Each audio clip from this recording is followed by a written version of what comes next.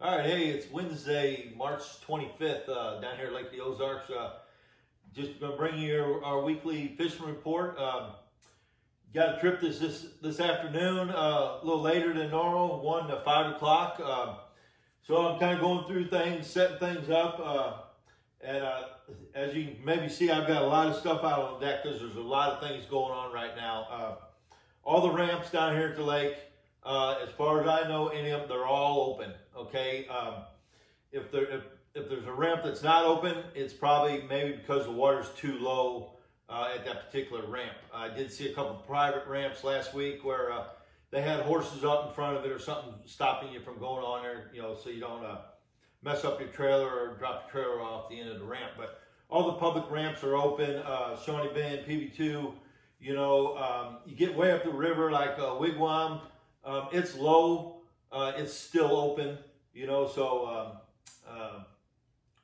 up there in Gravois, Kaufman, it's open. So I've had a lot of questions, emails, different texts about ramps open and closed. But as far as I know, guys, all the ramps are open. So, a lot going on everywhere, as we all know.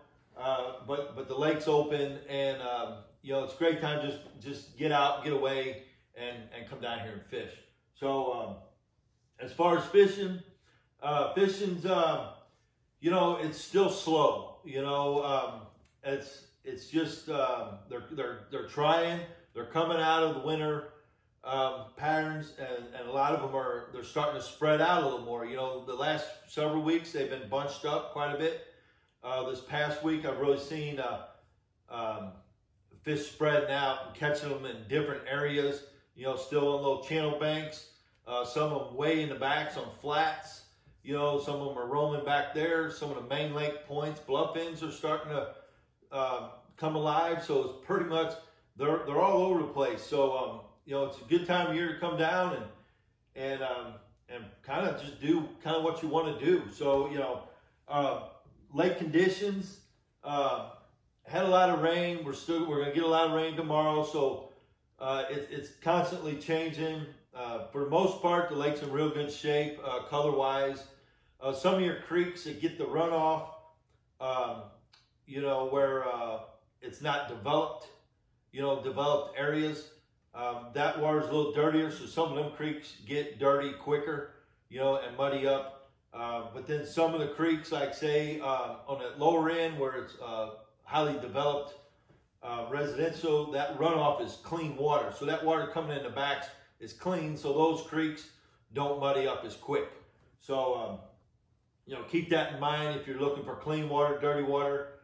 Right now, though, with that water temp getting up, we're anywhere from, 46 to 54.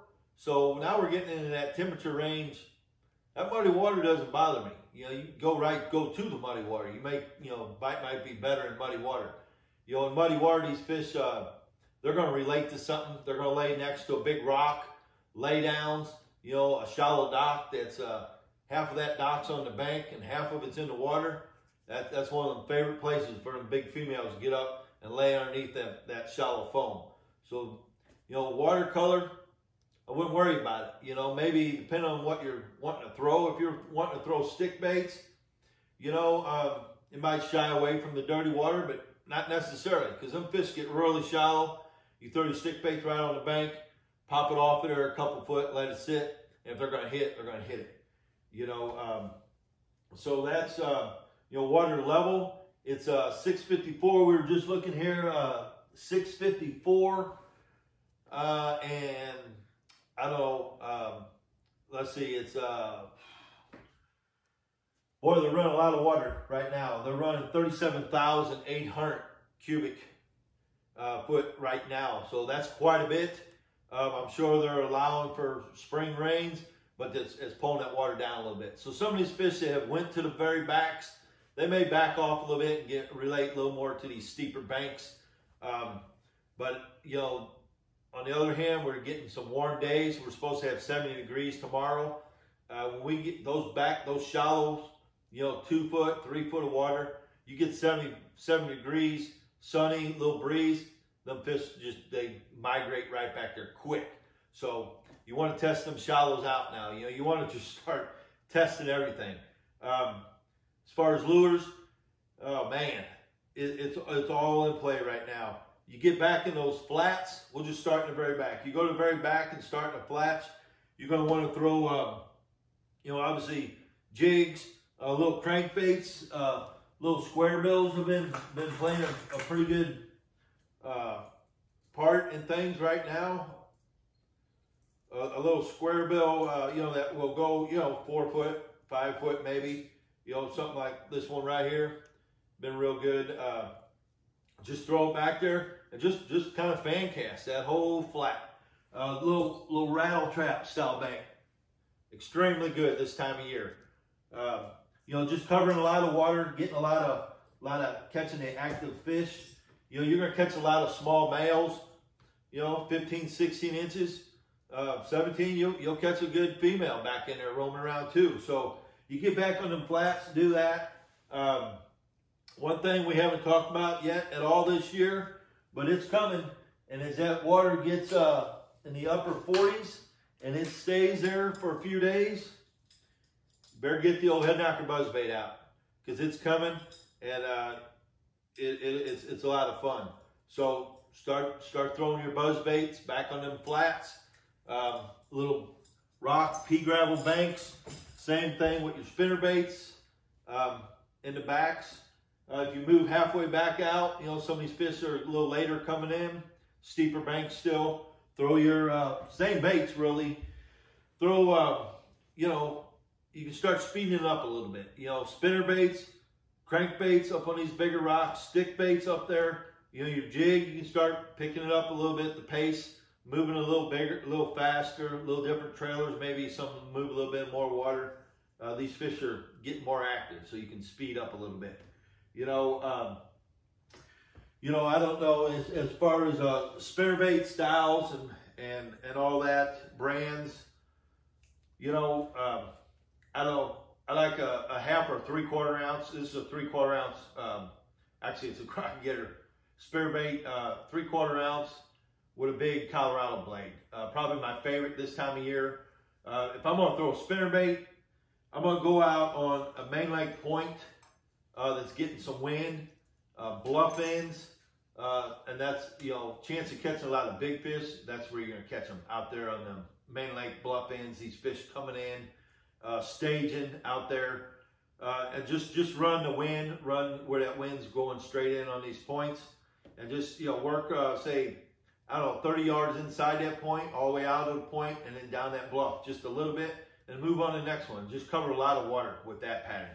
You know, crankbaits can be real productive in the exact same areas, main lake points, bluff ends, just inside, you know, except for you're going to be up close to the bank. Just throw that bait up there. You want it hitting the water, throw it right on the bank, crank it a few times, stop it, kind of let it sit there, see if a fish is looking into the bank, wanting to feed there. If not, then go ahead and crank it. Just keep a real slow crank. You don't want to really burn it right now, obviously. You just want it to move and bounce off them rocks, stop it, you know, move it a little bit. You get these fish up in there rooting around, feeding. It's real productive. Good way to cover a lot of water. Stick baits, same deals. You know, just I've been throwing this Pro Blue. You really can't go wrong with that color. You know, only thing on that, I'll tell you, just keep your line light. You know, 8-pound test just lets that bait work really free. You know, when you twitch a little bit, it'll allow it to move properly in the water. Maybe get you a little more bites. A little heavier line. When you go to pull it, that line drag keeps that bait from having its action. So just keep that in mind. I've got one rod designated just for crankbaits or stick baits, which I'm sure most people probably do if they're throwing stick baits. That line is real critical on that to keep it real light line so that bait can have its action. You know, jigs and jig trailers. I'm still throwing a little finesse jig, a little Crock Getter 3/8 ounce with a little ring crawl on it. But I am starting to throw a little bigger jig, you know, like a 1/2 ounce Crock Getter zapper, you know, with a little bigger trailer on it that moves a little bit of water. You know, it has a little more action. You can speed it up a little bit, a little faster fall. You know, we're starting to get into more of a reaction bite too with these fish as they get more active. So, you know, you can, you know, probably we went from having 2 to 3 rods on the front decks to now we'll have, you know, 6 or 8 because there's several things going to come into play throughout the day. So, you know, spinnerbaits, I said that Colorado, but a big double willow right now can be extremely effective, especially if that wind's blowing real hard like we're going to get here in the spring. We normally get pretty windy days. You know, a lot of baits will work, but you can't hardly beat a big spinnerbait. You know, when that wind's blowing, just run points, secondary points, main lake points, and just cover a lot of water.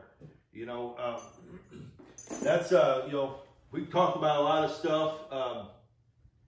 You know, that's really it this week. You know, we got a lot of stuff going on with this this virus. Guys, all I can tell you is, you know, working EMSs, there's kind of the same things we do every year, whether it be the flu or code or whatever. We just, you know, protect yourself. You know, even when this thing's done and gone, still just protect yourself and your family from, you know, things that may be out there that we don't want to catch. You know, there's little things I do. I've done for years and years. You know, it's simple little things. I'll share a few of them. You know, when you're going into stores, public places, you know, I use my sleeve. You know, I put my sleeve on my hand, I push and I pull like that. You know, another big thing I'm really particular about is ink pens. I carry my own ink pen, all right, all the time. You know, I don't care if you're whatever, you're signing something, it doesn't matter. Carry your own ink pen, and you're the only one that touches this pen. Okay, there's a lot of germs, a lot of stuff on public ink pens out there, whether you're in a gas station, in the banks, huge, whatever. Just carry your own ink pen. You know, gas pumps, it's another big deal. I use that little towel they have right there in the wash tank. I take that, wrap around the pump. I push the buttons, I push everything with that, and I fill it up. I don't touch some handles. Just little bitty things like that can keep you, you know, from getting sick and keep you healthy. You know, this thing's going to pass. It's a flu. You know, it's just another flu, another virus. Yeah, it's a little more serious, a little more contagious, but we should be taking these precautions anyways, regardless. So, other than that, guys, come on down to the lake and fish. You know, it's a great time. Get down here. It's a time of year we want to be here. Most of the tournaments have canceled, so the ramps are going to be pretty open. There's not going to be a lot going on this weekend, just people fishing. So, you know, come on down and fish if you can get away. If there's not a quarantine in your state or town or whatever, you know, get away, come down here and fish. I did see that I think Missouri Conservation waived fishing permits. So you want to check their website and see what the details are on that, how far you know, the free permits are in you know, and whatever. But you know, get out here and fish. So you know, as always, if I can help you with anything, shoot me an email, shoot me a text, give me a phone call, whatever. If you're looking for something to do, we're still running trips, and we're catching fish. So until next week, guys, be careful, and we'll see you.